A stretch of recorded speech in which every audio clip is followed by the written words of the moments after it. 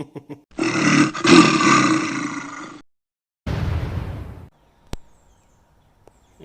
so here is the remodel I'm working on. This is kind of putting lipstick on a pig. They had a water main leak over here. That's the main supply line off the hot water heater, and it sprayed in here and soaked all the sheetrock about 60 inches up all the way down. That's actually an old water leak because the 2x8 underneath there is rotted out, and this leak didn't happen that long ago, so there's another leak here somewhere. Water and electric's off. Got it all demoed. I'm going to let it set for a while and let this dry out. It looks like true 2x floor joist. This house was probably built in the 60s if I had to guess. So I'm going to let this dry out, then I'll come back and put new wood in, throw the linoleum back over it, put the sheetrock on. I'm not painting this. They're going to have a painter come in and do it. Thank the Lord. Over here, getting all new countertops. I ripped this out. I wanted that out to open this up. I don't know if you can see that. I've never seen a ceiling like that before. I've seen some interesting ones, but I let them know ahead of time that I figured there would be electrical in here because they did have some under cabinet lights. We're going to have to find something to do with this. I'm maybe talk her into putting some can lights or maybe a long fluorescent or something here. It's going to have something. I'm getting new doors made. Cabinet guy I use is going to make me some raised panel doors. Took the stove out. It had a slide-in oven, which is there on the ground, and a countertop stove. I let them know that it is a whole lot cheaper to put in just a standard stove than to go buy a new oven and stovetop. In my area, the stovetop alone is practically more than what it cost you to buy a whole stove and oven combo. So I'm going to widen this cabinet door to make it big enough to match this one, and then I'm going to take this little pretty decorative cover off. It's new cabinets, new cabinet doors. She's ordering new countertops. Putting a piece of fencing in back here. It's about 60 feet.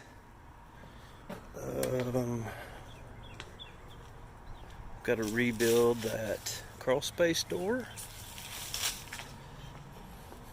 Let's see what else. Put the new light fixture in the kitchen.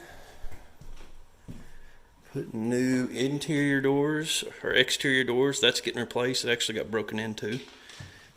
Replacing this exterior door. Then I'm putting a new interior door here. This little bathroom, this bedroom, and this bedroom are all getting new interior doors. And I don't know if you've not worked on one of these older houses. This bathroom's getting a new vanity. And it is built in the same time period as this other one. There's a little better light in here. It's a nice blue toilet. Back when these houses were built, they didn't have Durarock. So they used this wire mesh and concrete or ready mix. Maybe thin set. I wasn't doing work back then when these were installed.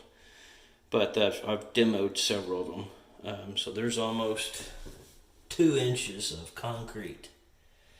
And they set the cabinet, then poured the floor and everything. So busting the vanity out was pretty fun because the concrete was settled up next to it. I tried to do it as delicate as possible.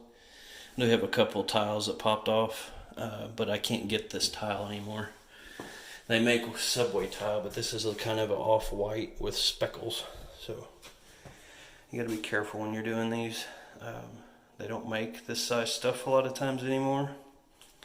And then I always plan on replacing these valves, especially on an older house. Luckily the water's off. Even in houses built 20 years ago that I've worked on, you might as well plan on replacing your water valves because they never get shut off. usually they're, by the time you need to shut them off, they're bad. So put new vanity lights in here and the guest bath. I think this room's getting a new ceiling fan. Needs a new attic ladder. This one's falling apart. It's missing about half the steps. Believe she's going to have the plumber put in a tub, which ought to be interesting. That is a cast tub. I've messed with them before. They weigh a metric ton. And the only way you're going to get one out is just to take a sledgehammer and beat the crap out of it till it falls apart, and it will shatter.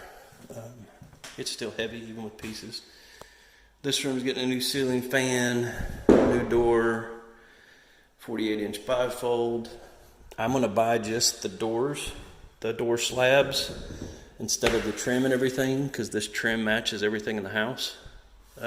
Instead of special ordering a door, I'm going to use a router to route the doors for the hinges, and I'll kind of show you how I do that. It's usually less time intensive to just rip the door frame out and get a whole brand new case door that has the casing and the door already assembled.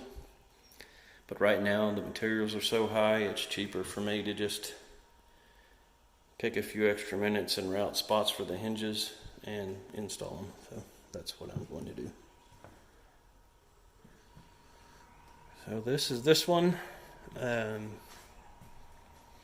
This is probably the most intense portion of it. I'm having somebody make the doors. The fence in the back's probably going to be fun. Because as you can see, there's all kinds of root wads and crap growing up in the fence. I told her I was not clearing that. She's supposed to have a yard guy come clear all that out before I put in the fence. So we'll see.